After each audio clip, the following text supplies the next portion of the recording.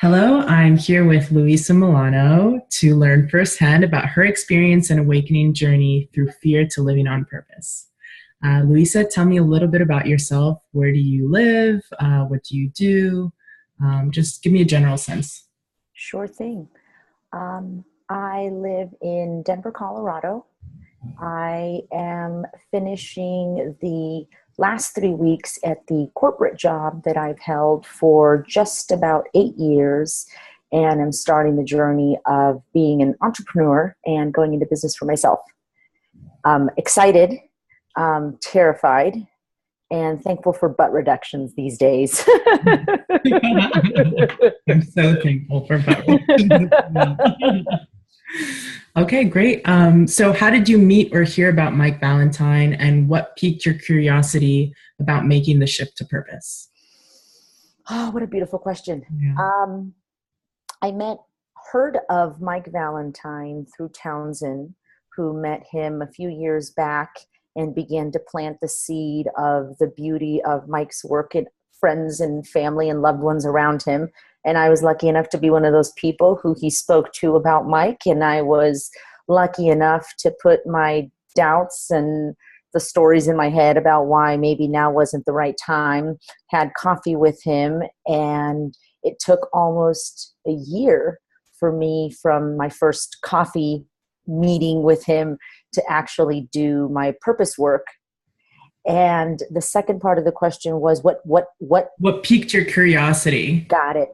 My father passed away in 2013, and with his passing, it awoke something that had been always there, but a very soft voice, like, why am I here? What is this all for? Why can't I be happier? Why am I not happier? Despite thinking that, if I get this job, then I will be happy. And all these, if this, then that, never made me happier.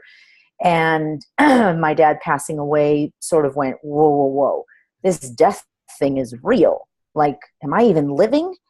And then shortly after, I think it was in 2015, I heard about Mike, had coffee with him. And so I would say it was a blend of what the voice that got stronger after my father passed away, my desire to always want to understand, why am I here, beyond just to wake up, go to work, get in a car and work a job and make a paycheck to pay a rent. What, really? And then just meeting him and hearing what he had to share, it sort of resonated and brought it all together. And I went, oh, this is it. This is what my heart has been searching for, but didn't really have the words. Mike just put it into words. He has a good way of doing that. He does. So your initial reason, was the passing of your father, or were there multiple reasons you think that kind of just, made sense for you to take that step then and there? Take the step of doing purpose work? Yes. Yeah. Yeah, like I said, when I was younger, I always had that curiosity for, the why, a very curious mind, almost to a detriment. My purpose is to inspire others to find their voice. And now I've sort of collapsed it to my purpose is to inspire. But for most of my life, I felt that speaking was not something I should do. And yet I always wanted to do it. So there was this tension always present. And, it was just always there, the curiosity of why am I here? Why are they there? Why do people say that? Why do people do that? Why would they act that way? And the path to purpose was, I'd have to say, a blend of a number of things, but the big tipping point where I said, I've got to do something about it. I need to pursue this more than I ever have before, was losing my father and going, wow, like, because he was the first person close to me that ever passed away. Mm-hmm. And it was like, oh, wow, this death thing, it's real. Like, I know people die, but that's my father, who I've always had my whole life, and now he's gone. Yeah. So I would say he was the tipping point. And then shortly after, Mike came into my life. It's a good time for him to come into your life, it sounds like. Exactly. So can you describe what it was like, how life was for you before meeting Mike Valentine and starting the life purpose work?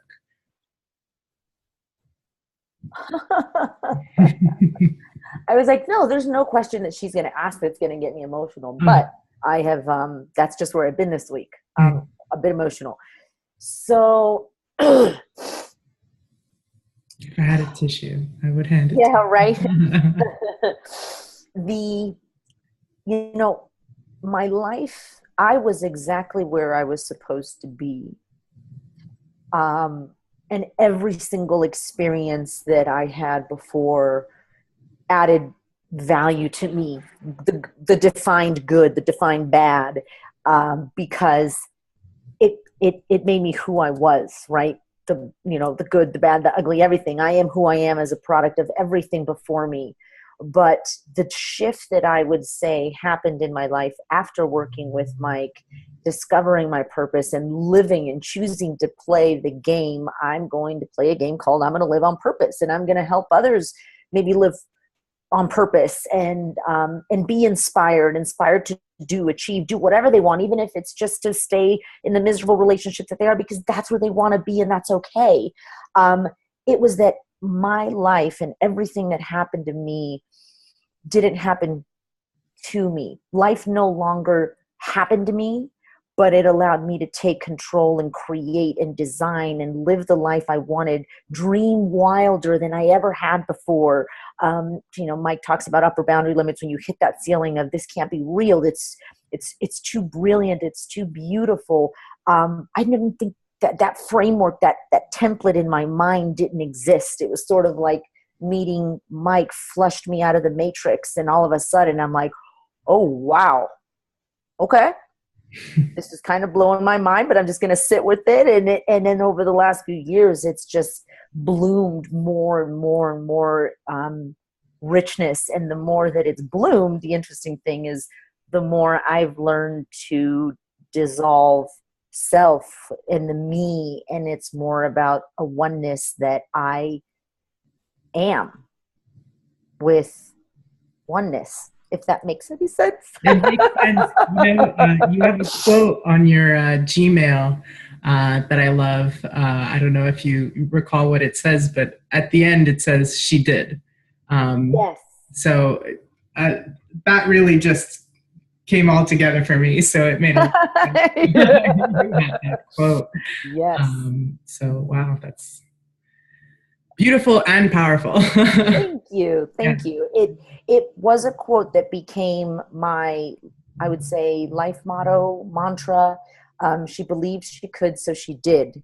Because the only thing that ever kept me from not having a dream, pursuing a dream, whatever, was that I didn't think I could. I didn't believe that I could. It had nothing to do with my job, my boyfriend, my boss, the person, the people around me. Nothing. It had to do with me not believing I could. And the moment I believed I could, I did. So short and sweet, but it's my quote. Not original me, but it is. I love it. Yeah. It's you now, maybe. Yes. Yeah. Yes. Perfect. Okay. Well, that actually kind of answered my other question. So I'll go to the next one. Can you remember and share with us when there was a profound moment of insight, awakening, or transformation? Are you able to tell us vividly how it happened for you?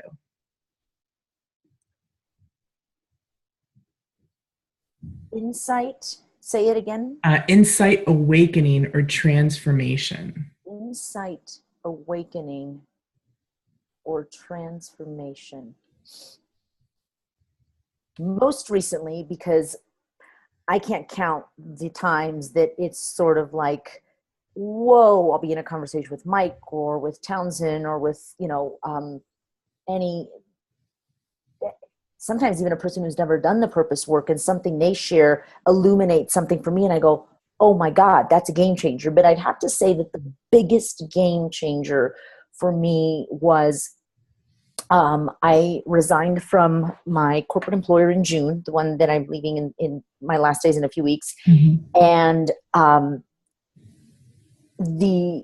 there was a lot of business change and ambiguity and uncertainty that started to happen. And I was now in a position where I had an end date, right? There, I was starting to become wiser. I always had the power to not care about everything and try to take care of everything and be everything for everyone. It's sort of it's in my defaults. What are the, kind of the original template of life before I talked about the redoing of the template or the creating of a new one. In that original template was, I need to take care of and make sure you're okay and he's okay and she's okay and she's okay. And, make sure that, and it's exhausting. And the giving notice just showed up for me. Wow, I don't have to take care of everyone. Again, I never had to always take care of everyone, but I had chosen to, decided to. And I started to go, okay, well, I'm not going to worry about that. That's, the business will figure it out. They'll chart a course for it. And then I started to with much more intensity, care about the things that I did decide to continue caring about. And that started to create a lot of angst for me. And I remember having a conversation that started with Townsend and ended with Mike. And so I credit both of them for the transformative aspect of what you asked. I said, I just, I need to do this and I don't need to do that. I was just sharing the situation and what was so difficult for me that I just couldn't work through in my head with Townsend. And he turned and looked at me. We were at the pool. So you talk about vividly. We were sitting at the edge of the pool. We're just sharing. He looks over at me. It was a beautiful sunny day. And he goes, why do you care? And instantly the emotion flared. It was like a little ball of heat that flew up my chest. And I got like tense. I was like, crap, he just hit on something. God dang it. And I knew it had nothing to do with what he had said, but what it had illuminated in me, that I wouldn't even say was an illumination. I just knew that he'd hit on something. I didn't know what the something was, but I didn't like what he'd said. So I sort of sat with it, didn't even tell him that it had activated me, and wanted to sit with it for myself. I was like, okay, well, I know it's not Townsend, although what fear wanted to say was, how dare he say that? What do you mean you don't care? Of course you care. That is who you are. You are your care. But then I talked to Mike the next day and I shared the situation with him. And he says, well, what was the emotion? What was the story that arose with the emotion? And I said, how dare he tell me why should I not care? What do you mean don't care? Care is who I am. How dare he? And I know that as I say it, that I didn't feel the way I did because of what he said. But it's so much easier to diffuse emotions when you can blame somebody else. And he goes, Luisa, what's your purpose? And I said, well, my purpose now is to inspire others to find their voice. I hadn't collapsed it to just inspire then. And he goes, I didn't hear a damn thing about care in there. God dang it, Mike. Is your purpose to care? I thought you said my purpose is to inspire others to find their voice. So if you want to live on purpose, I don't think it's to care. And I was like, I mean, not care.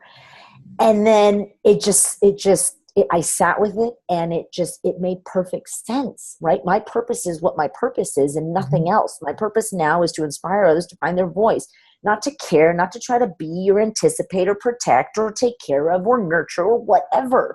And not that any of those are bad, but I was sitting in the space of I need to care for this person and lost sight of what my purpose was and how my purpose serves the world. And I made it about my definition of caring and how that was so high and mighty and important. So that was a game changer. From that moment on at work, I still cared about people and I cared for people, but it wasn't in the context of care. It was in the context of my purpose, which is what my intention is. It leads my life is my purpose, not care, not affection, not laughter, not joking. All of those things are beautiful, but my purpose is my purpose. And from that, it shifted in a massive way my working relationships, the transition. I mean, it was, and even in my relationships with Townsend, I realized so much of what I did with him did for him was, I wanted to know that I care. I want him to know that if I do this, then it's because I care, versus I love him and I'm going to do this because I'm going to do this. Period.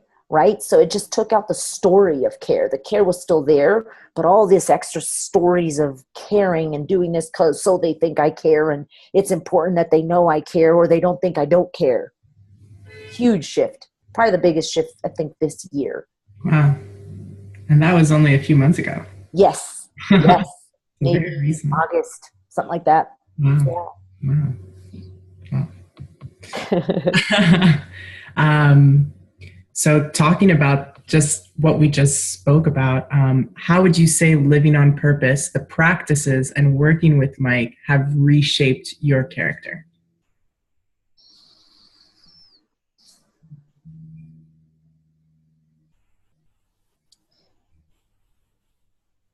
I I don't know that my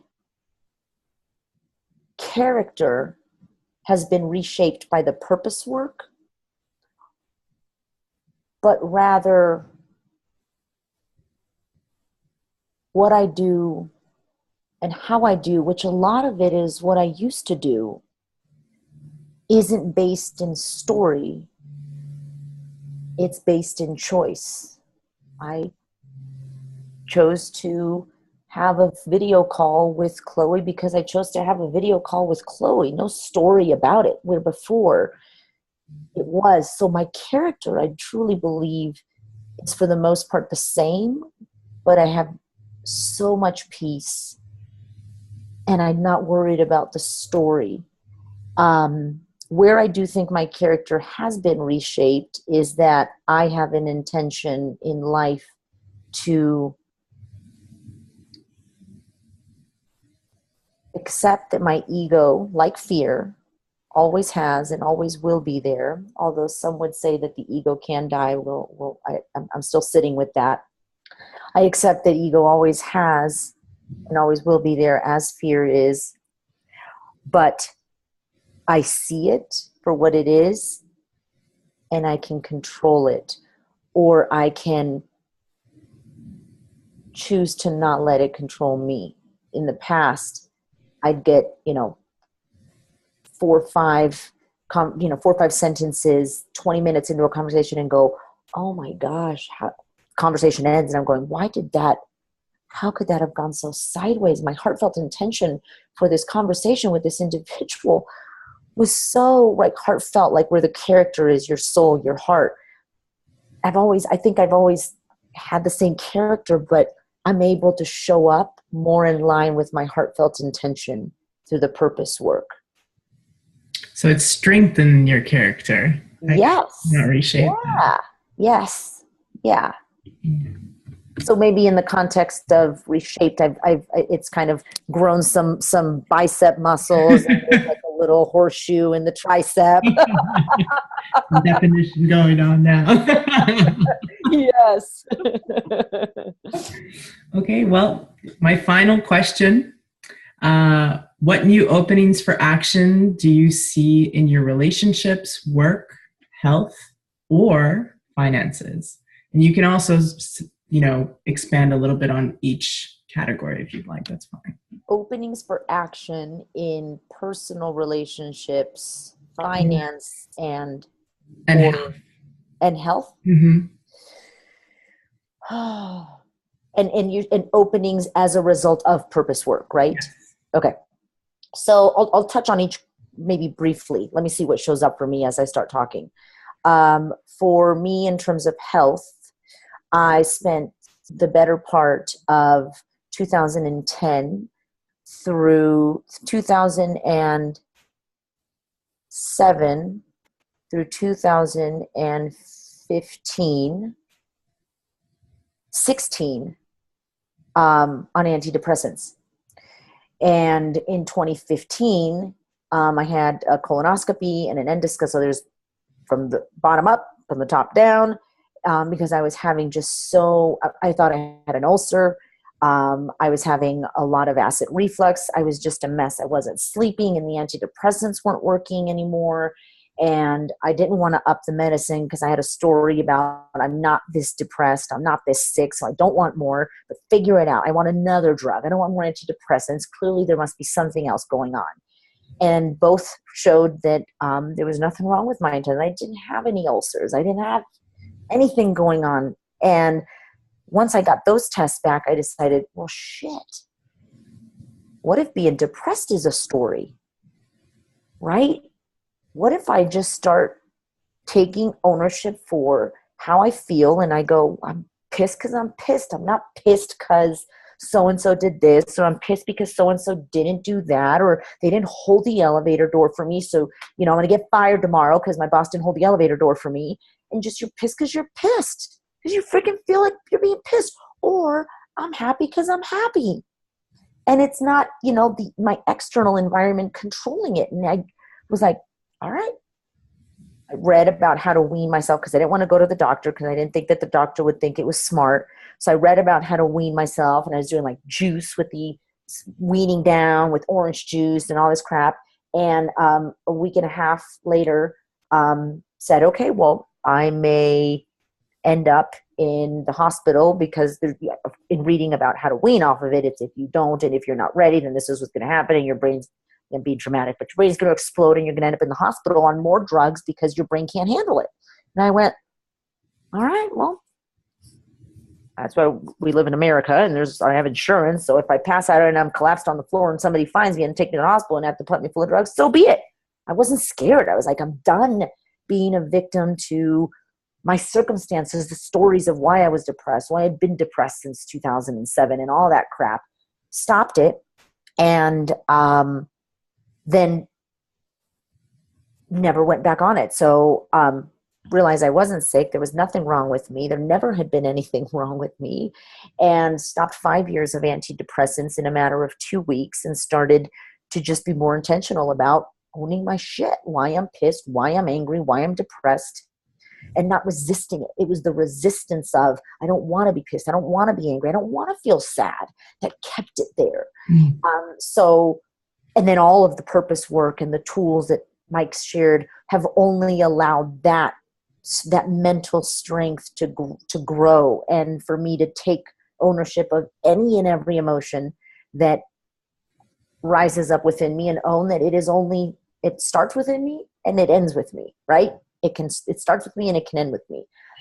So from a health perspective, it's like transformational. I thought at one point that I was a hypochondriac because I was at the doctor every month. I'm like, am I really this sick? What if I'm making it up?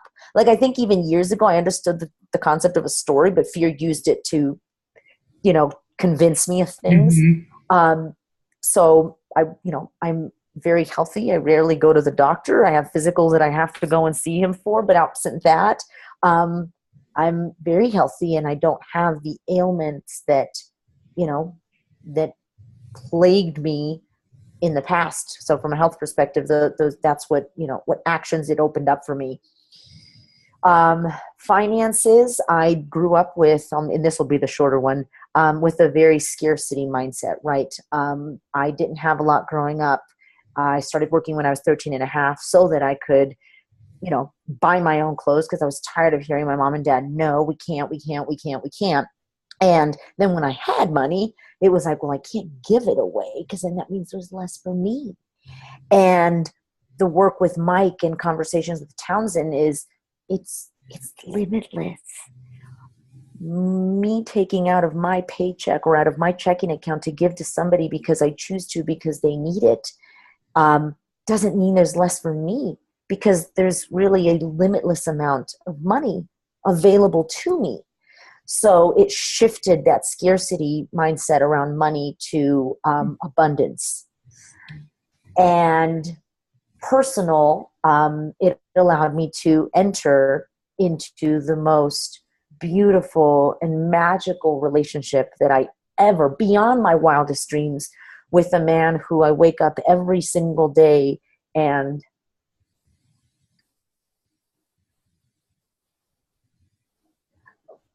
fall in love with him like it's the very first day, every single day. Nothing carries over. There's no yesterday he did this, or last month he didn't do that. I wake up with a clean whiteboard that says relationship at the top, and there's 3 commitments that say I will own my own emotions. Once I have owned my own emotions, I can then make for or ask for a request. And I wake up with that whiteboard that says relationship with those 3 commitments and nothing else. And I fall in love with him in the context of that each and every day. And that is the clarity that I was able to step into, and the life that I was able to step into through the purpose work with Mike. Wow. Well, thank you for sharing. Thank you for hearing me. Really, it's a beautiful person internally and externally. Thank you so much. Really, Thank you. I appreciate you, and yeah, thank you so much, Luisa. I appreciate it. This was a beautiful chat. I don't know that I've shared in this sequence. Actually, I've never shared in this sequence those questions, but it is what my life is all about now these days. So thank you for helping me be present to all the beauty that is my life on purpose. And I will definitely share with you this recording so you can Awesome. play it, but this is, yeah, Thank you. it was very nice for me to be on this end. So I Awesome. appreciate you trusting me as well. Of To course. be open. Yeah.